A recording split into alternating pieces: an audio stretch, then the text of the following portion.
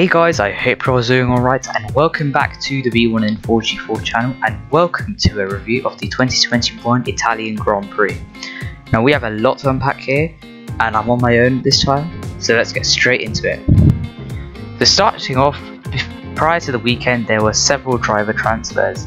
First of all, Bottas was announced at Alfa Romeo, thus practically confirming Russell would go to Mercedes, which of course everyone was expecting, but finally hearing that official announcement was, I don't know about you guys, but it was quite sweet. This meant that Russell's empty seat at Williams was taken up by his good friend Alex Albon, which personally for me is very pleasing considering I am a huge Albon fan. Moving straight to Q1 on Friday, of course, with the sprint race being on Saturday. It was the two Haas cars, Kubica, Latifi and Tsunoda out. Of course, Tsunoda nearly got in, but exceeded track limits on his final lap, thus meaning he was out, and Russell got in by the skin of his teeth. Now of course there has been some criticism of Tsunoda in the past, some claiming he was in F1 too early, but AlphaTauri are retaining him till the end of 2022, so hopefully he can probably get beyond being knocked out in Q1 and putting his AlphaTauri where it actually should be. On to Q2, and it was George Russell, the two Astons and Alpines who were knocked out. Of course, nothing quite hairy. You could note that Daniel Ricciardo did get in to Q3, but of course, as we all know, he would go on to achieve far more than that. Q3 showed Bottas on pole, which I feel like he could have done when he was still being retained by Mercedes, but a pole is pole. And Hamilton managed to get P2, making it a front row lockout for Mercedes. Verstappen managed to get P3 behind the rapid McLarens of Norris and Ricciardo, who were P4 and 5. Gasly qualified a P6, however it was shocking that Sergio Perez qualified a disappointing 9th for Red Bull. And considering Verstappen was all the way up in P3, I don't feel like that was quite acceptable. I mean, of course it is the second Red Bull seat, so there isn't much you can do about that. On to the sprint race, and there were of course short bursts of action. On the first lap, Pierre Gasly lost his front wing following contact with the McLaren Daniel Ricciardo, I believe, and of course into turn 2 into turn 3 rather, he had virtually no grip and just went straight off into the gravel and crashed out. Also in the opening lap, Ricciardo got up to P3, which was where he would start the race from, and Hamilton got down to P5, which I don't think would have made Mercedes happy considering they changed Bottas' engine just so Hamilton could get pole. Oh well, we move on. Onto the race, and it was Daniel Ricciardo who finally showed his honey badger skills and being king of the late breakers by taking the lead into turn 1 from Verstappen.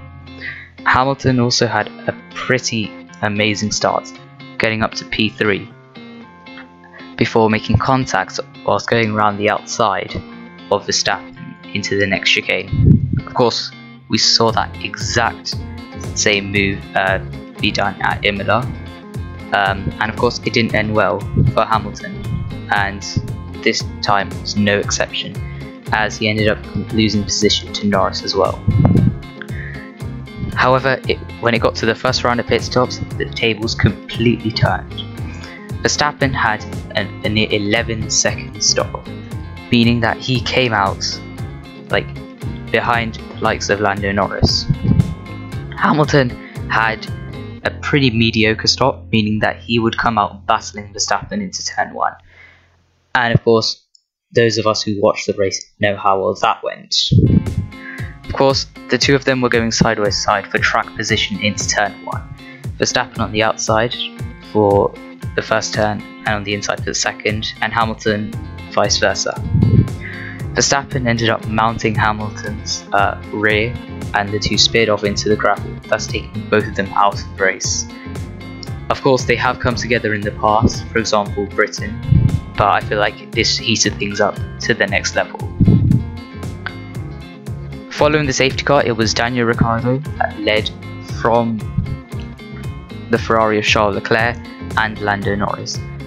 Norris was quick to get back up into second, making it a 1-2 for McLaren as they would go on to finish.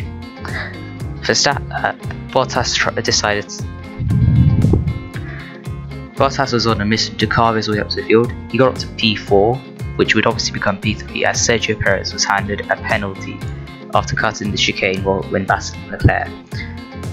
And of course you could blame this on the second Red Bull seat again, but I honestly don't feel like Perez is the type of driver to do that sort of thing. And he could have avoided it if he had just given the position back, but he didn't, which of course hampered him quite a bit as he finished P5 in the end. So yeah, I mean, there wasn't a lot of action after that, but I guess it was just pleasing for all of us as Daniel Ricciardo came around the final corner on lap 52, I believe. Don't blame me if I'm wrong, as he won the Italian Grand Prix. I mean, just let that sink in. I mean, after so much bad luck, being out in Q2 many times, constantly being outpaced by his younger, less experienced teammates, and he finally shows us what he's truly made of by winning ahead of his teammates for McLaren. And I'm sure this will be one of many to come if they develop a relationship together. Of course, Norris came home to finish P2. Perez did finish P3, but his penalty meant that Bottas completed the podium. And of course, half of F1 is McLaren fan. Of course, half of F1 is a McLaren fan. The other half would be probably Ferrari. So I guess this probably went down well with half of Twitter and half the world basically. And it did go down well with me as well. And I am rambling on right now because I have completely not stuck to the script. But anyway, that was the 2021 Italian Grand Prix. Of course, this was quite short as this was just a solo video, so sorry about that. But yeah, if you did enjoy, then do consider liking the video and subscribing to my channel. It really helps me a lot.